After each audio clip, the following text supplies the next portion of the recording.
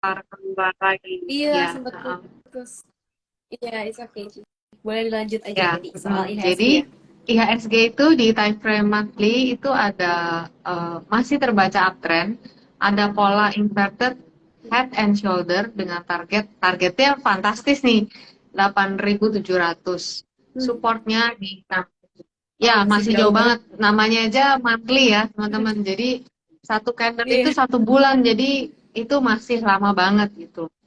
Supportnya ada di 6.509 dan 6.234. Sedangkan untuk time frame weekly dia itu masih sideways sejak April tahun lalu. Ada pola descending Hmm. triangle dengan neckline-nya di 6.500. Sedangkan daily-nya hari ini nih hari harian ya, dari 9 Februari itu Hmm. terbaca downtrend ya.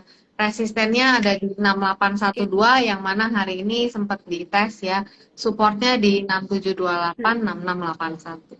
Itu sih untuk IHSG. Oke, berarti kalau dari Cilinda sendiri gimana nih? Optimis atau justru kayaknya buat dekat-dekat ini masih kurang, mau kurangin porsi dulu nih Saya di saham? masih mengurangi porsi. Itu melihat dulu apakah kalau mau cepetan ke support ke 6.500 ya ayo gitu ya. Tapi ya karena uh, apa sebelum dia bisa bertahan di atas 6.836 arahnya memang masih ke bawah gitu. Jadi kalau memang masih ke bawah ya Keren dulu ya. wait and see dulu aja kalau saya gitu ya sambil melihat saham-saham pilihannya kan menunggu area buy-nya. Kalau saya seperti itu. Gitu sih. Oke. Nah, karena kita udah bahas soal IHSG ya, berarti yang sekarang tuh masih lumayan downtrend, tapi ya secara monthly-nya, kalau candle monthly-nya itu ya oke banget, karena bakal ada target Ya. yang fantastis juga. Nah, tapi kalau misalkan outlook ke IDX Nah, Tekno dan juga perusahaan-perusahaan teknologi gimana kalau sih, Ci? Apakah oke? uh, untuk IDX Tekno itu memang dari sejak Agustus 2021 itu memang terbaca downtrend. Ya, jadi kalau downtrend itu kenaikan yang ada Iya. hanya sifatnya sementara gitu ya. Terus, sorry, ini nggak kelihatan. Nah, untuk perusahaannya saya ambil beberapa aja ya. Kayak Bukalapak. Boleh. Saat ini Bukalapak itu Hmm. ada support kuat di sekitaran 248 sampai 252. Nah, eh, ini tuh udah berkali-kali ya menahan penurunannya si Bukalapak. Jadi waspada kalau misalnya area ini sampai tertembus. Kenapa? Karena turunnya akan lebih dalam. Nah, bila ada penguatan Iya. sementara, dia akan menguji resisten 270, 280. Sedangkan Goto, Goto sejak Desember sampai sekarang itu terbacanya naik dengan resisten terdekat di Hmm. 136, supportnya 121 sampai 115. Nah, ada satu lagi Metrodata. Hmm. Eh, Metrodata ini Hmm. kelihatannya sedang mencoba untuk berubah dari turun menjadi naik. Jadi kita lihat dulu apakah dia bisa Hmm. stay di atas 545 ya, maksimum di 520. Potensi reversalnya gitu. Jadi dari turun jadi naik. Tapi dengan syarat ya dia harus tahan di atas 520, 545. Itu sih. Oke, berarti menurut Cilinda sendiri gimana nih perusahaan teknologi Wait, masih wait and see dulu apa udah wait oke and nih see buat sih di sell? pasti Masih downtrend wait. gitu. Iya, karena udah lama Ya, juga ya lumayan downtrendnya.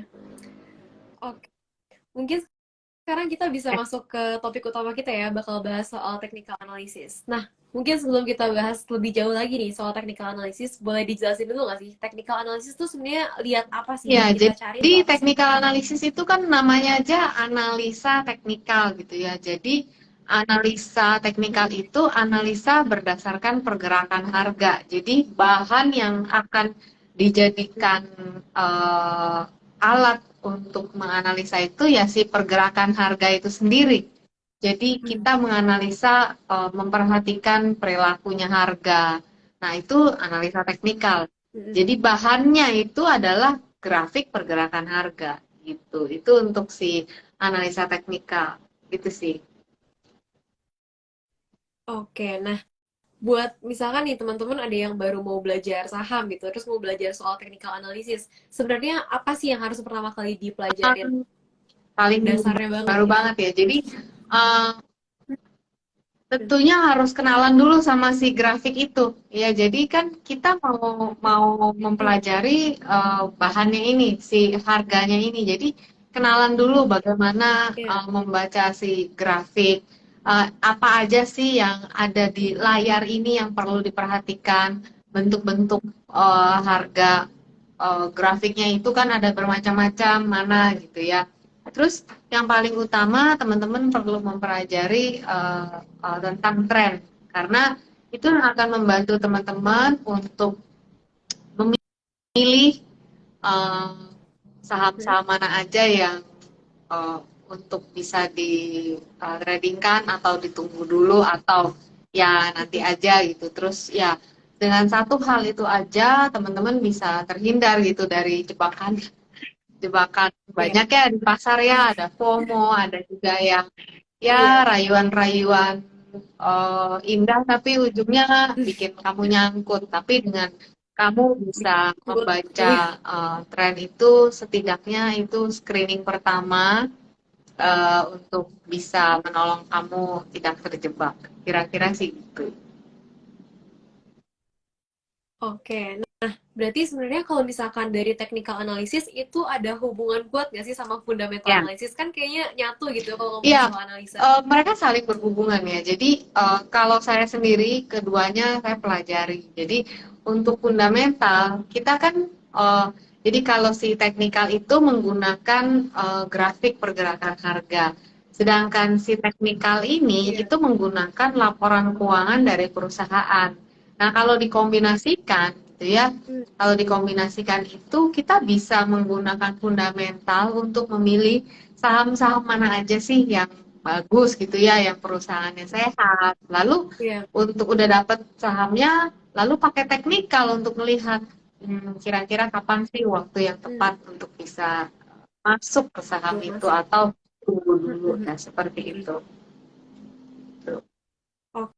Oke, berarti dua-duanya tuh saling berhubungan ya. Apalagi buat yang baru belajar saham, jangan sampai kayak kalian fokus di salah satu doang, tapi dua-duanya tuh harus ngerti supaya kayak dapet cuannya juga lebih Betul. gampang ya. Setidaknya probabilitas kita untuk mendapatkan keuntungan atau kalau pemula nggak kejebak aja udah bagus Hmm. sih. Gitu. Iya bener. Karena sekarang banyak banget ya yang mainnya jebak-jebakan gitu, apalagi pom-pomnya tuh sana Betul sini kenceng banget. gitu. Yang menyusup di grup-grup kan Mm-mm. banyak, bilang beli ini, beli Baik. itu. Ya Kita kan benar. nggak pernah tahu ya Mm-mm. intention seseorang itu waktu ngajak seperti apa. Kita cuma bisa Iya benar. protect diri sendiri ya. Caranya ya, ya sedikit-sedikit paham Belajar. analisa teknikal, bisa baca-baca fundamental nih perusahaan sehat apa enggak ya, yang dasar-dasar gitu aja udah bisa menolong. Iya, Udah betul, menolong banget ya. seperti itu. Mm-mm. Oke, nah mungkin sekarang kita lebih detail nih Ya, ngomongin soal technical analisisnya. Mungkin Cilina ini juga lebih fokus kan ya ke Fibonacci nih. Nah sebenarnya Fibonacci itu apa sih? Kayak kalau dilihat kayaknya angka-angkanya spesifik banget gitu sampai koma-koma. Itu sebenarnya nunjukin apa sih ya, jadi angka-angkanya? Fibonacci itu dia dia adalah bagian salah satu indikator dari analisa teknikal. Analisa teknikal itu kan luas ya, teman-teman ya. Banyak gitu indikatornya. Banyak Kalau banget. teman-teman buka charting software itu melihat, wah indikatornya banyak. Nah, eh, Fibonacci itu Mm-mm. adalah salah satu indikator dari analisa teknikal. Nah, angka-angka itu Mm-mm. apa? Angka-angka itu yang teman-teman lihat di indikator Fibonacci itu adalah rasio Fibonacci. Itu yang dipakai untuk Mm-mm. mengukur. Jadi untuk mengukur potensi di mana pembalikan harga, untuk mengukur di mana potensi target harga seperti itu. Itu hasil dari pembagian angka Fibonacci dengan angka Fibonacci yang lain gitu. Jadi kalau saya udah nulis juga ya buku Fibonacci yang terbaru yang ini cara asik belajar Mm-mm. Fibonacci. Jadi ini dijelasin di sini asal muasal angka-angka yang Mm-mm. muncul di charting software teman-teman itu apa. Nah, itu udah ada di situ gitu. Jadi Iya, Jadi harus baca betul. ya. Betul. Oke, nah terus gimana sih, kan kayak saham itu pergerakan harganya bisa dibilang ya naik turunnya kan kita nggak pernah tahu ya. Nah, Fibonacci ini tuh bisa ngebantunya gimana sih caranya dengan rasio-rasio yang Ya, kayak gitu? jadi dari segitu banyaknya indikator analisa teknikal, kenapa saya tertarik sama Fibonacci? Karena eh, gini, sebagai ibu-ibu ya, kita kan tentu udah terbiasa lah kalau beli barang itu kepengen tahu ini belinya kemurahan, kalau kemurahan enak gitu ya. Hmm, Tapi kan nggak rela kalau kemahalan iya gitu kan? kan ya. Nah, itu Iya yang bener. indikator itu yang menjawab rasa ingin tahu saya. Jadi waktu saya berkenalan Hmm, dengan indikator hmm, ini, saya jadi tahu kira-kira harga ini posisinya saat ini berbanding dengan historinya yang lalu dia tuh berdiri di mana gitu ya. Terus udah gitu dia pernah pergi ke puncak yang paling tinggi di mana, paling rendah di mana, kira-kira terdekatnya kemana. Nah itu tuh semua kelihatan pakai Fibonacci. Jadi kelihatan ada hmm, area-area terdekatnya kalau lompat kemana, kalau jatuh kemana. Jadi uh, saya bisa hmm, membuat plan. Kalau misalnya satu dua langkah ke hmm, depan naik mau take profit, saya tahu kira-kira take profitnya di mana. Jadi nggak gelap di gitu. mana? Kalaupun jatuh harus Hmm, cut loss, kira-kira hmm, uh, jatuhnya kemana? pasti Ya, di mana? apakah bisa ditahan Hmm, gitu? Kalau nggak bisa ditahan ya dibuang dulu. Ya kayak kayak gitu. Kalau nggak ada kayak gitu, kita blank, nggak tahu kan? Iya, nggak tahu kan bingung. ini mau Iya. mau kemana sih gitu. Iya, Betul jadi gak ada sekali. patokannya gitu ya. Nah, tapi kayak kan indikatornya banyak banget nih ya buat technical analysis kayak tadi Cilinda udah ngomong juga. Kenapa sih Cilinda tuh tertarik banget nih sama Fibonacci? Padahal kan kayak pakai yang lain bisa juga ya sama kita nentuin harga support, nentuin resistannya di mana gitu. Kenapa sih pakai Um, Fibonacci? saya tidak tidak hanya memakai Fibonacci. Saya memakai yang lain juga Hmm, gitu. Yang lain juga tetap dipakai oh. tapi selalu pakai Fibonacci gitu. Kayak ibarat makan apa ya? Ibarat makan pizza, boleh yang lain tapi harus pizzanya ada kejunya. Misalnya gitu mau mau ganti-ganti sosis atau tapi pasti di dalam analisa itu selalu ada Fibonacci. Kenapa? Karena Fibonacci itu ibarat peta. Kayak misalnya kita mau pergi ke satu tempat, kita buka Google Map gitu ya. Kita buka Google Map, Nah, saya mau pergi dari titik A ke titik B. Di situ ada direction-nya, langkahnya. Nanti kamu ke sini, ke sini, ke sini. Nah, Fibonacci juga kayak gitu buat trading atau investasi. Jadi kayak tadi saya sebut IHSG targetnya di monthly. Targetnya di monthly itu di 8.700. Tapi untuk sampai ke jauh banget. sana, dia jalan dulu ke 7.400. Kemarin udah sampai ya, 7.300 sekian, kemudian turun. Dan itu yang membantu saya tahu, oh iya memang arahnya ke sana, tapi saya juga bersiap hati. Ketika dia sampai di 7.400, dia pasti akan bereaksi dulu ke area level-level Fibonacci yang di antara yang mana gitu. Jadi kenapa saya selalu pakai Fibonacci? Supaya saya tahu step ke depannya, target ke depannya itu di mana bisa memprediksi di sini dia akan potensinya lebih besar turun daripada naik. Kira-kira kayak gitu. Makanya nggak bisa nggak pakai Fibonacci. Gitu sih. Jadi Iya, utamanya iya, template itu pakai Fibonacci ya, iya. yang ini ngikutin gitu. Oke deh.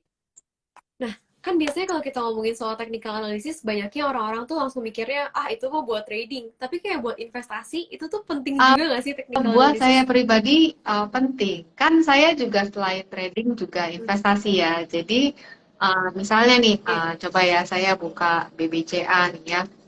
Uh, jadi karena oke. kemarin ya sempat temen tanya gitu, ini apa kita beli dulu ya BCA? Saya bilang ya kalau mau investasi, ukurannya bukannya kamu istilahnya bukannya kamu nunggu di mana, tapi pas punya uang. Tapi kira-kira kan bisa ngeliat gitu ya. Oh, kalau Mm-mm. Masih kalau uptrend, misalnya saya ngomong Unilever, itu kan blue chip. Mm-mm. Tapi saya buka Mm-mm. chartnya masih turun atau masih sideways. Ya ntar aja. Kan kira-kira begitu. Memang perusahaannya bagus, tapi kalau misalnya arahnya masih turun, ya Belum waktunya. ya yang lain aja dulu. Kira-kira gitu. Itu yang simpelnya Mm-mm. sih Bener. seperti itu. Oke, berarti buat investasi juga ya penting ya supaya kayak nggak nunggunya terlalu lama atau malah kayak Iya, nyangkut dulu gitu baru betul, cuan ntar betul. belakangan. Jadi ya saling bersinergi lah antara teknikal sama fundamental. Iya, oke deh. Nah, kalau gitu gimana sih sebenarnya kan banyak banget nih saham di ISG yang kita bisa analisa gitu, bisa kita screening dulu sebelum kita mulai investasi atau trading. Nah, gimana sih cara Cilinda buat screening saham-saham yang sekian banyak itu? Saham-saham saya tuh biasanya itu-itu aja. Jadi eh, ya muter itu aja sahamnya, blue chip atau second liner biasanya ya. Mm-mm. Terus ya Mm. LQ45, IDX 30. Terus udah dapat saham-saham yang itu ya tinggal dipilih, lihat pasti yang tadi lihat trennya. Kalau trennya naik ya dipilih. Mm. Tapi kalau misalnya kayak tadi lagi turun ya skip gitu, ya itu aja lagi turun Mm. skip, kayak Itu ya. misalnya sektor properti infrastruktur lagi turun Mm. ya skip. Tapi kalau misalnya dia lagi sideways, oke, lihat dulu range-nya. Kalau range-nya besar diambil, range-nya sempit ya udah nanti aja gitu.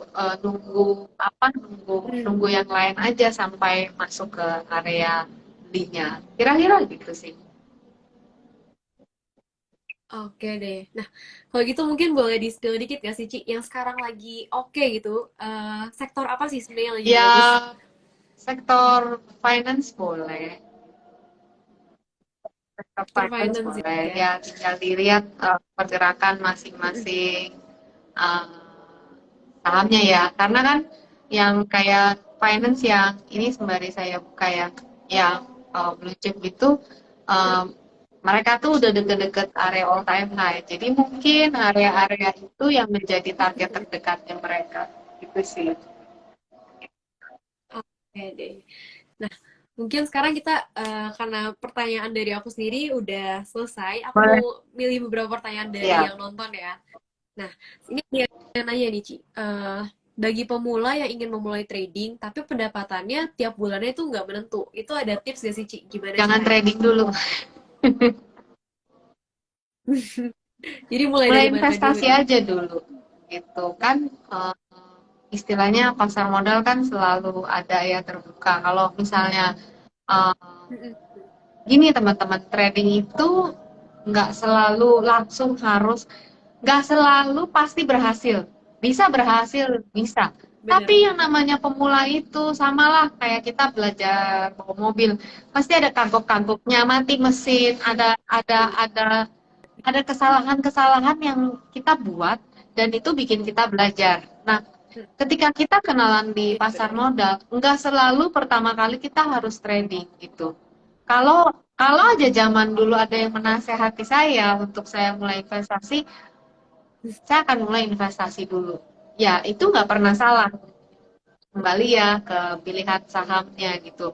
Sahamnya nggak usah yang gini, nggak usah yang pusing-pusing gitu, yang blue chip aja.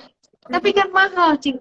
Mm. Tapi kan lebih aman, kamu tidurnya lebih nyenyak daripada Iya. beli saham yang murah-murah, terus trading murah-murah. Trading itu perlu skill, bukan cuma bisa Mm. analisa, tapi Bener. juga perlu persiapan strategi money Mental. management, juga Mm. psikologi mental ya. Itu apalagi sebentar lagi Mm-mm. ARB-nya simetris gitu. Terus, agak serem ya. Itu sih. Mm-mm.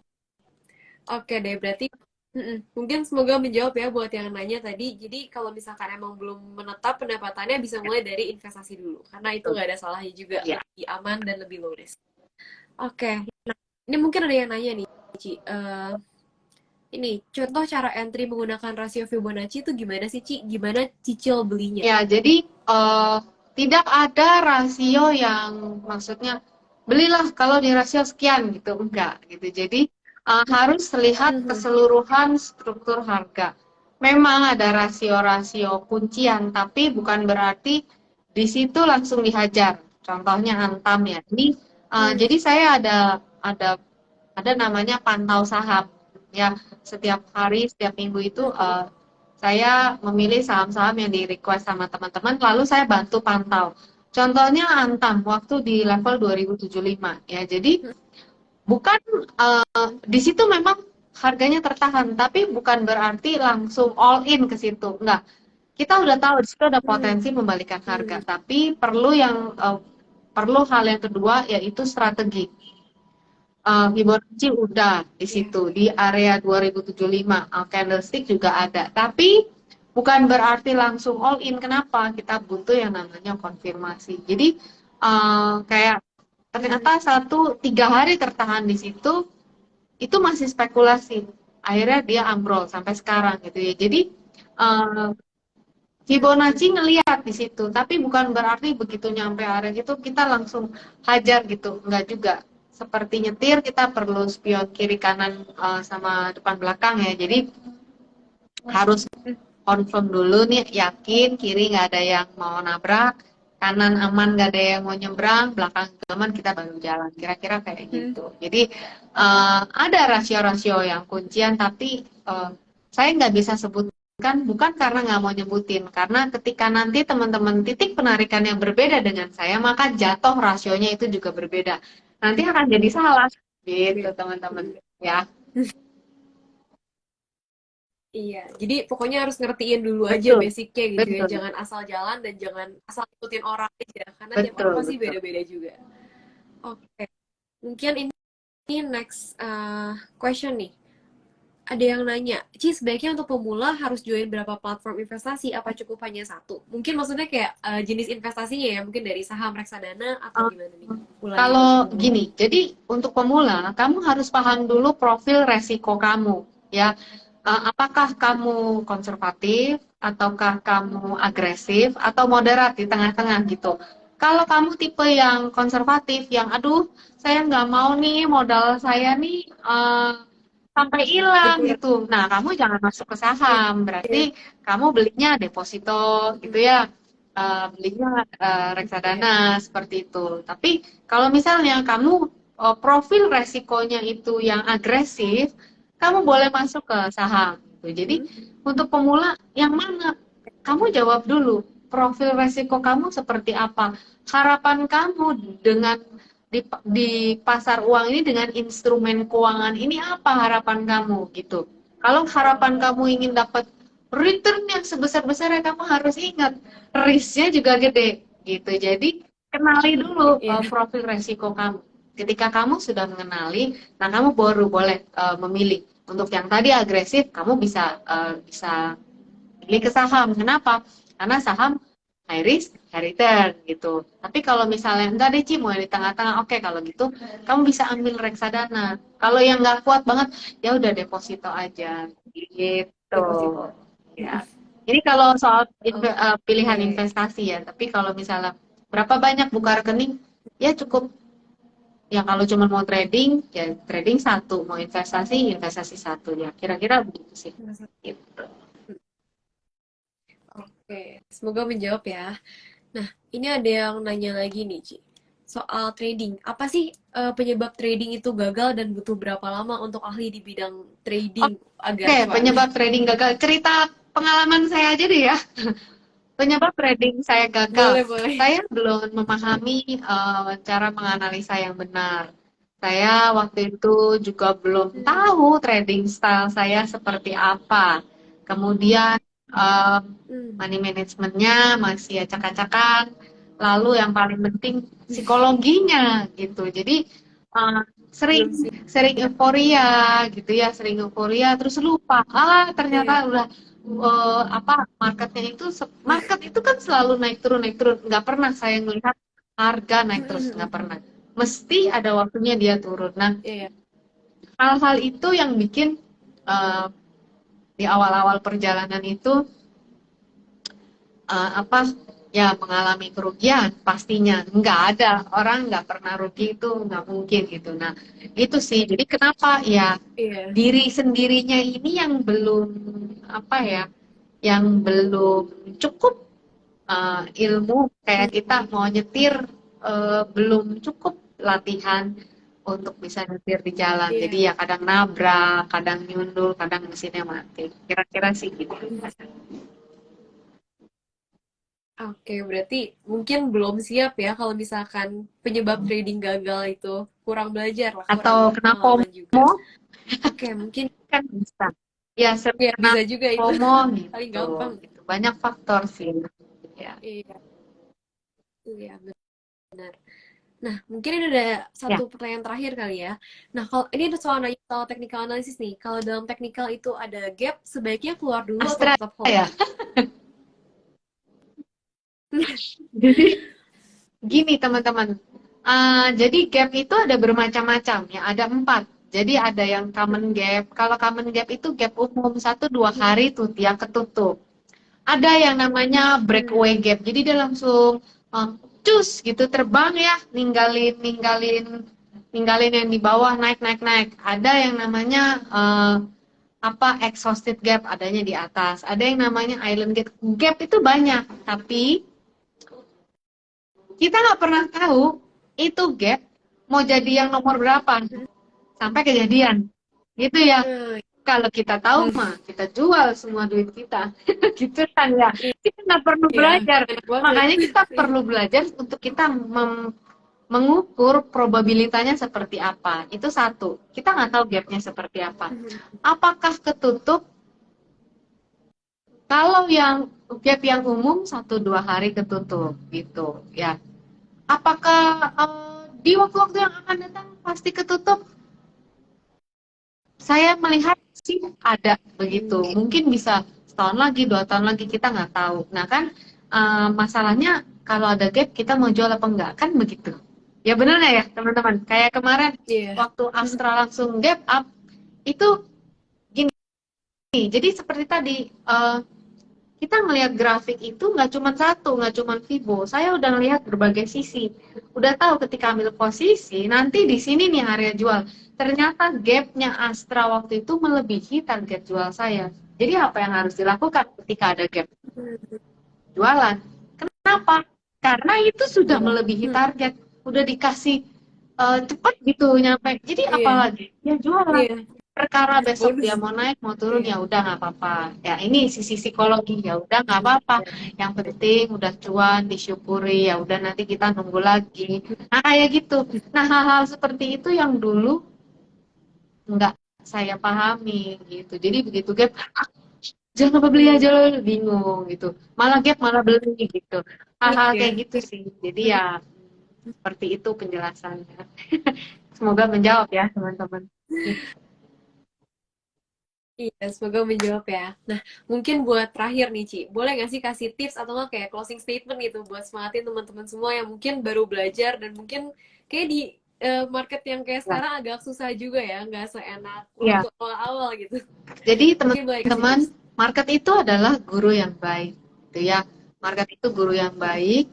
Kita harus belajar mengerti bahasanya. Bukan market yang salah ketika kita rugi, tapi kita yang salah ketika kita rugi. Itu menjadi tanggung jawab kita. Tugas kita adalah belajar mengerti bahasanya market.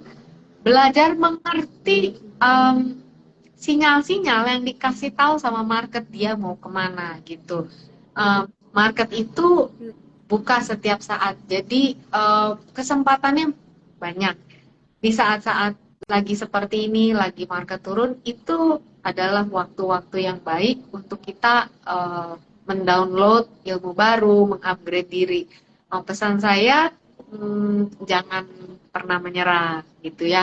Mungkin susah, sulit di depan-depan, tapi kalau teman-teman tidak menyerah, itu pasti di depannya itu menuai itu apa yang teman-teman usahakan. Karena itu sudah pernah terjadi sama saya. Ini saya ibu-ibu ya yang istilahnya untuk belajar itu perlu effort lebih besar. Tapi saya bersyukur di hari-hari ini saya menuai apa yang saya tabur waktu dulu belajar analisa teknikal. Kira-kira seperti itu. Tetap semangat teman-teman pemula. Itu aja.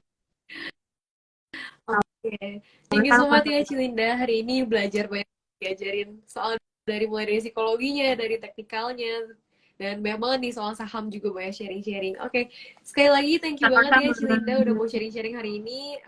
Ya, see you next Oke, time ya. Semoga bisa bye sharing-sharing lagi semuanya. next time. Oke, bye. Thank you.